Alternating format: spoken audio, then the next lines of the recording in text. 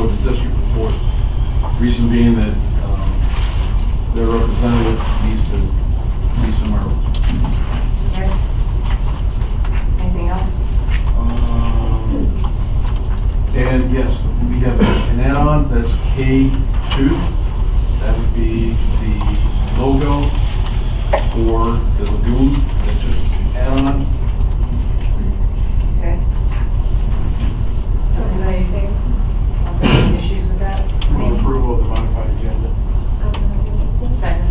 All in favor? It's just the government and treasury report. We did receive it. I have not seen it. Yeah, I saw that. So we're adding that too? Yeah. Okay. Right. Sorry, who made the motion? Did you second? I seconded. All in favor? Now we're going to go into attorney-client executive session with regard to LMH versus Port of Palm Beach District. It'll be Anderson, Richards,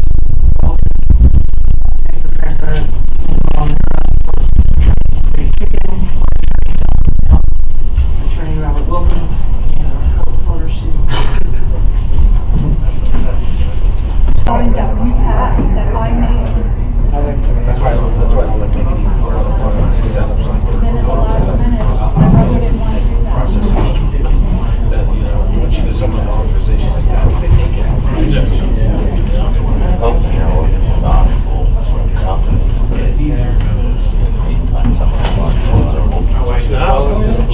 one. No. Yeah, and it's affecting you, they don't care.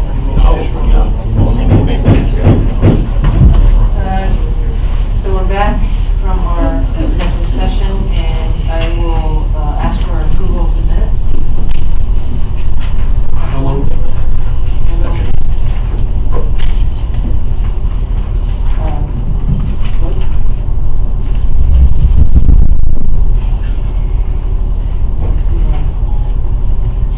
Note that Commissioner Enright is present now.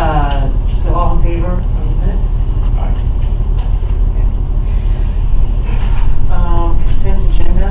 Does anybody have any want to pull? Move approval of the consent agenda. Second? All in favor? And we're going to go to J5 now?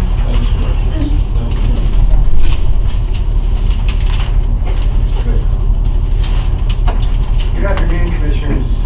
J5, Teeter's Agency Receiving Yard Update. Board staff continues to monitor Teeter's Agency progress on improvements in the receiving area as previously directed by the board. Progress has been made with demolition and removal of a container shed and the relocation of a new office module to the yard to be installed. Board staff has been made aware of modifications to the original design by Teeter's ownership, which were previously presented to the board. A representative of Teeter's Agency, John Turner, is here with us today, as well as Sherry Teeters, if there are any comments or questions of them. Next slide as well. And also the signage and creel has been installed. I think John wanted to say something. Yes.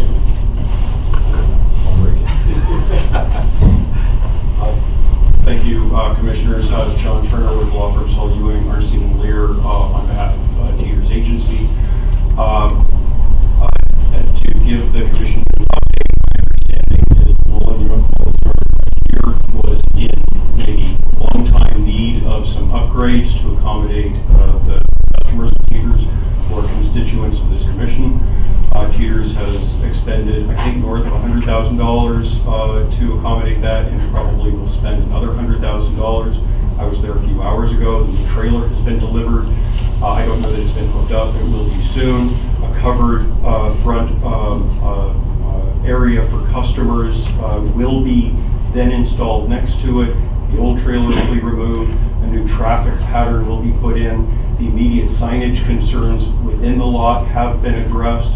Once the traffic configuration has been revised, then my understanding is exterior signage will then be put in directing people where to turn, so that the traffic flow through the yard is essentially entering on the eastern exit, coming here, the new trailer is up here.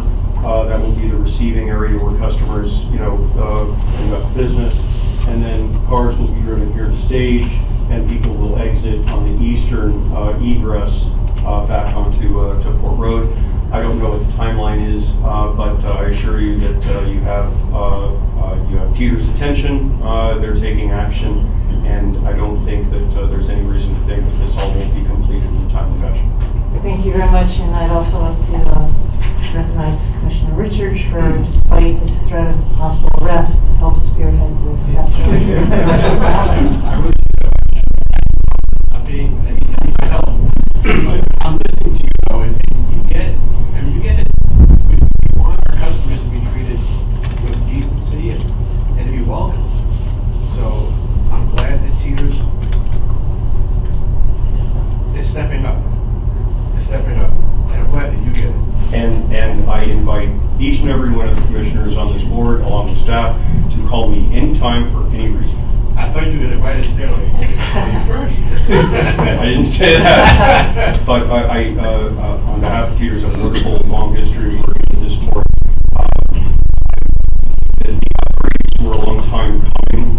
Understanding that it's a receiving yard, so upgrading it, maybe from Teeters' perspective, they weren't understanding their customers, and I'm glad the customers got their attention. So if anything like this happens again, obviously staff is going to contact Teeters. Mr. Picken knows how to contact me. All of you are certainly welcome to contact me, subject to Mr. Picken's direction and so forth. We have a long history of working with the court and getting things done. John, I'm glad you guys thank you, and thank you. I'm going to use some extra on just because of that. Thank you. It's your job. Thank you, Mr. Turner. Thank you for the accommodation too. I appreciate it. Looking this up. Also, I just want to really quickly recognize Mayor Kutzen from Palm Beach, Georgia, is in the audience. Thank you for coming.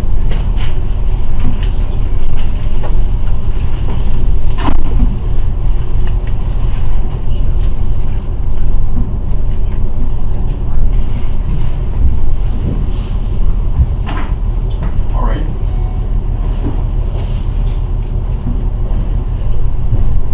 Do you want me to go? Yes, I'm sorry. That's fine. Yes, please. I would also like to that's what Sherry Teeters has also been instrumental in getting those fast results. All right, commissioners, on their executive report, coffee meeting that we had. We try to hold these every quarter.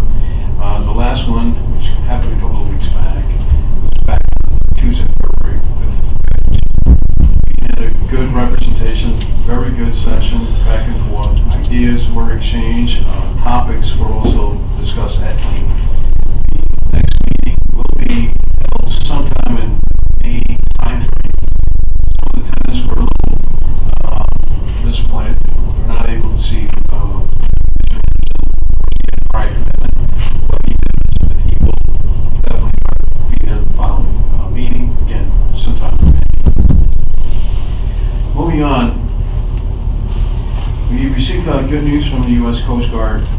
This has to do with hurricanes. If you recall, when a hurricane passes, then the U.S. Coast Guard will not allow it to open the port until they get a survey. And the only ones that they agreed or approved to conduct a survey is the U.S. Army Corps of Engineers.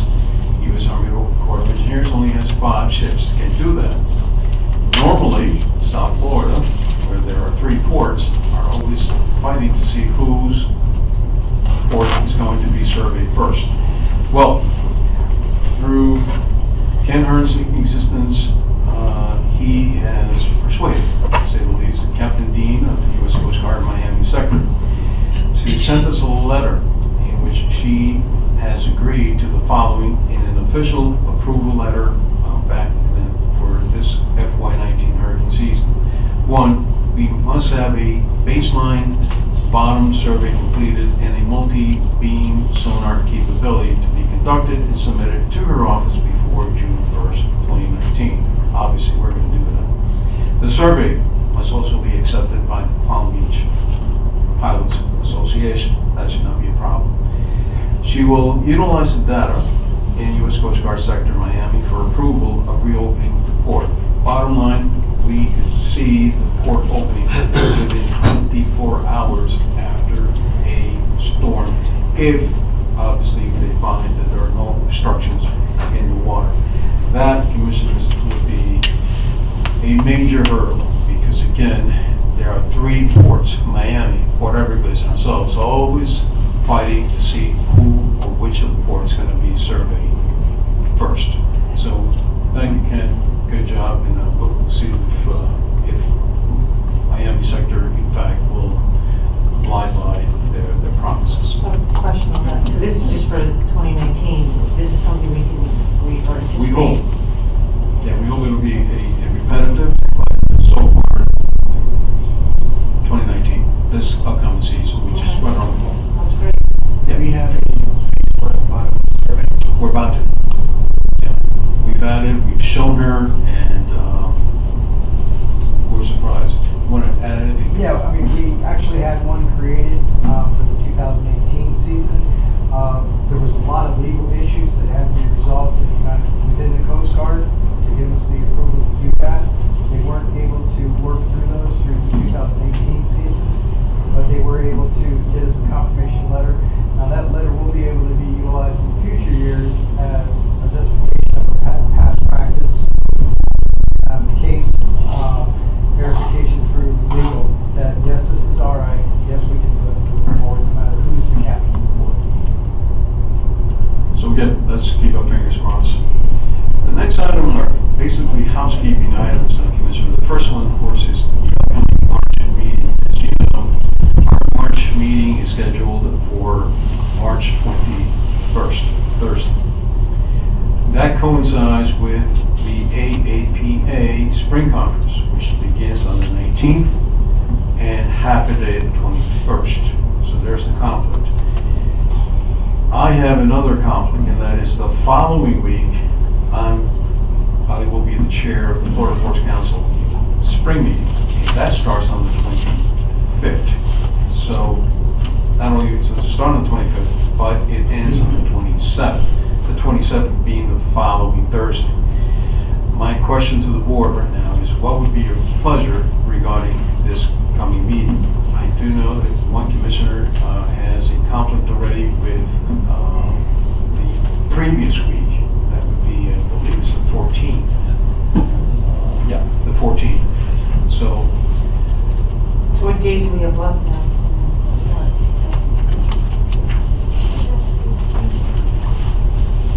Friday, 15th? No, we'll be here probably 28th. They probably won't be rotating. I think someone's at 28th, is good for everybody? 28th. I'll be driving down, but I can make it. Now you're up. You're done on the 27th. Here's what I He's have. out. He's out. Here's what I have. I have Friday the 22nd, Monday the 25th, Or you can do this 20th. or Friday, 29th. yes, Friday the 29th. So you can do the 25th, Monday? I can be here, Can yes. you guys do that? 25th? Monday. Yeah. Okay. Let's do the 25th then. All right, so it's March 25th, Monday. Okay. All right. Continuing with housekeeping items, policies for the community grant and business development marketing program. Commissioners, staff continues to have a doubt as to purpose and where do we, which funds do we take monies in order to purchase tickets. For the board, it's a general question. My understanding is we are only given 2 tickets. That's my understanding. My also understanding is that we have $1,000 fund as a contingency. Am I correct in saying that that contingency can only be touched or can be drawn upon if your funds have been depleted? That's what I thought. I may be wrong, but I'd just like to have. Are we gonna talk about the 2 tickets next? Well, that's one question. We So all. the first question is, what about the $1,000? Basically, what happens to the $1,000? My understanding again was that the $1,000 was for lack of a better word, an emergency fund in the event that a commissioner is running low on their regular draws. But we have established 2 tickets per commissioner. That I think is policy. No, Commissioner Ray? Get closer. My understanding was that, the $1,000 was given as an addition for tickets, because I remember that Commissioner Richards had a money, but not enough money to do what we need to do to go to the mayor's office. Oh, it doesn't make sense. Because when you talk about this money, let's get down to the bottom of it. My understanding, when I arrived in the report years ago, that the community grant money was out of the money, which was for the signs that been on Interstate 95 in front of Cherry Brothers. Because the attorney said years ago that we could only use the sign money for community grants. So, the extra $1,000, there's nothing compared to what the money that we, when I first got here, I think community grants was $10,000. That was great. Well, But anyway, Can we clear that up? Is that correct? The money is from the billboards? Is that? Money for the bill. Yes. The money for the billboard goes into the general fund. It's not kept separate. It's part of operations of the port. Just goes into the general fund to be spent for operating. Okay. It's not separate. So, and by the way, this is just a I'm trying to clarification. research that if they could, because Yeah. my understanding was that the community grant money does come from the signs, am I correct? No, ma'am. That was something I was told when I came here, but I can tell you the funds from the billboards go into the general fund. Now they do, but they did not before. As far as I know, they've always been there. We'll just check that. Okay, well, we can figure it out. Yes. Obviously, this is a policy, that's why I guess staff brought it in. Correct. My understanding was that the ticket reads were separate. So whatever, I think this is $2,000, I don't know. So my understanding is that we have $2,000 for community grants following our policy and our procedures. And we can then spend up to $1,000. He's addition. Correct. And no way you can run the 2 tickets. No, I believe it's 2 tickets per event per commissioner, up to $1,000. All right. If I want to take 5 people, I can, but I have to pay for the 3. And the port pays for 2, up to the $1,000. Is that the general? That's fine. I That's said fine. because That's I fine. paid out of my own pocket because I needed a 3rd ticket. Yeah. So I had to pay. Yeah, I think I think it should be paid out. Again, it's just clarification. Oh, it's fair. You guys can do whatever you wish, but, That's fine. all right. Then, so I think we're all clear, at least from the staff's point of view. We have 2,000 plus, each commissioner has 2,000 plus an additional 1,000. Up to. Up to $1,000, right? And as far as tickets are concerned, 2 per Right. event. Yes. That's great. All right. The second, also, another one that causes somewhat of let's just call it confusion from our end. There are events where ads are placed, can be placed. And I understand, I see how a commissioner may say, well, I'm paying it out of my funds. I therefore have the, let's call it artistic ability to put down my name. But in the past, my understanding is that all commissioners in alphabetical orders names show up. Is that the practice that we should? Okay, I just want to point out, my name begins with a W, and I am not the reason this conversation's happening. I don't care. I mean, alphabetical is fine with me.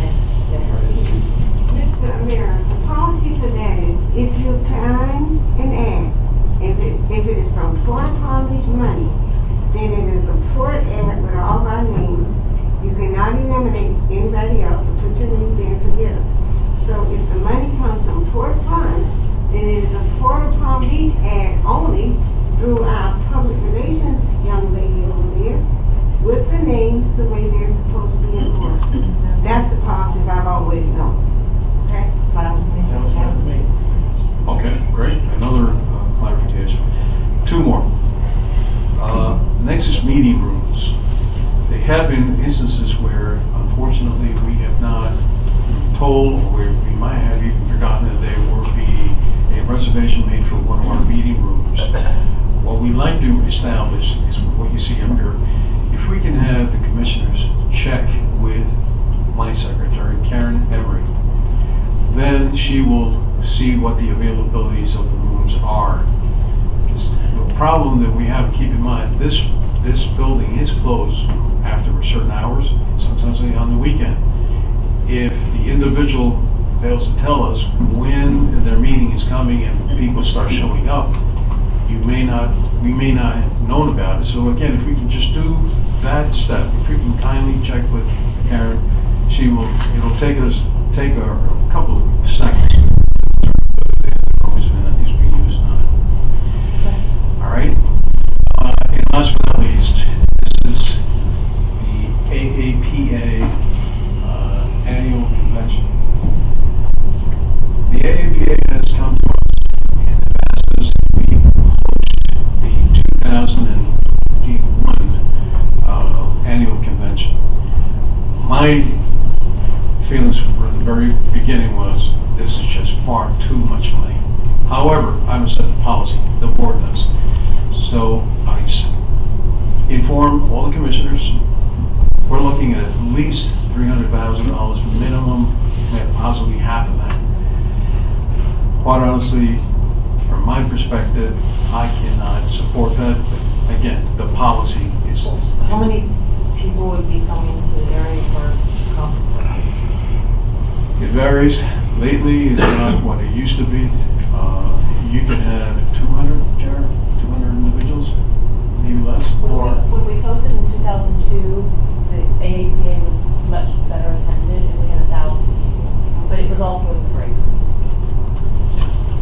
And what they have done now is they have eliminated what I believe is one of the biggest draws, which was at the annual convention, the annual dinner, where there was dancing and entertainment, so on and so forth. That has been eliminated.